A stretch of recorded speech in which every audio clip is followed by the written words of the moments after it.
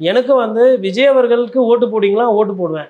வேட்பாளருக்கு ஓட்டு போடுவீங்களான்னா, இல்லைங்க அது பார்க்கணுன்றாங்க. அப்போ அங்கேயே முரண் இருக்குது. ஆனால் இவங்கெல்லாம் என்ன சொன்னாங்க, விஜய் வந்தால் நல்லாயிருக்கும். அது யார் தான் சொல்லலை? விஜய் வந்தால் நல்லா தான் இருக்கும். ஆனால் விஜய் ஜெயிப்பாருன்னா அது தெரியாது, மாட்டார், ஜெயிக்க மாட்டார். வந்தால் நல்லாயிருக்கும். நீங்கள் ஓட்டு போடுவீங்களா? அது நாங்கள் கஷ்டங்க, போடுறது கஷ்டங்க. நீங்கள் நாங்கள் எப்பயுமே திமுகவுக்கு தாங்க போடுவோம். நீங்கள் நாங்கள் எப்பவுமே அதிமுகவுக்கு தாங்க போடுவோம்.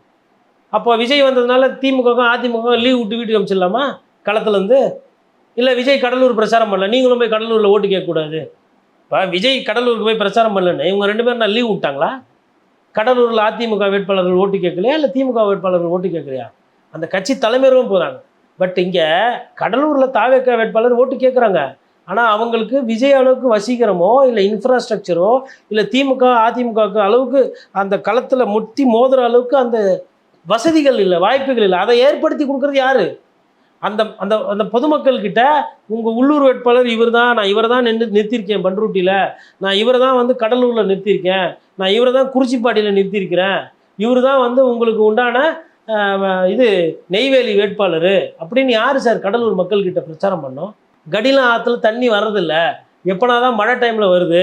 இந்த கடிலம் வந்து நம்ம இது நான் எப்படியே யோசிக்கணும். இது வந்து உப்பு காற்று அதிகமாக வர ஒரு மாவட்டம் கடலூர், வேலை வாய்ப்புகள் இல்லை, முந்திரி தான் இருக்குது. அந்த முந்திரியும் வந்து நம்ம சரியாக பதப்படுத்தி போதிய அளவுக்கு வருமானம் விவசாயிக்கு கிடைக்கல, அது வந்து முதலாளிக்கு தான் போகுது.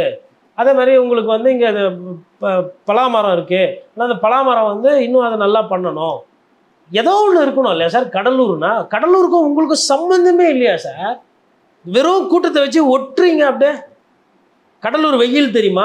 கடலூர் வேலை வாய்ப்பு தெரியுமா? கடலூரில் படிப்பு எவ்வளோ பின்தங்கி இருக்குது தெரியுமா? கடலூரில் போதிய அளவுக்கு விவசாயத்துக்கு தண்ணி கிடைக்கல தெரியுமா? நெய்வேலியில் எவ்வளோ பிரச்சனை இருக்குது தெரியுமா? நெய்வேலி சுற்றி இருக்கிறவங்களுக்கு வேலை தருவோம் நாங்கள் தரலை, எதுனா தெரியுமா? அந்த கடலூருக்கு போய் உடைக்கிறதுக்கு உங்களுக்கு கஷ்டமாக இருக்குது. ஆனால் மக்கள் ஓட்டு போடுவாங்கன்னு ஒரு சில பேர் முட்டு கொடுத்துட்டு இருக்காங்க.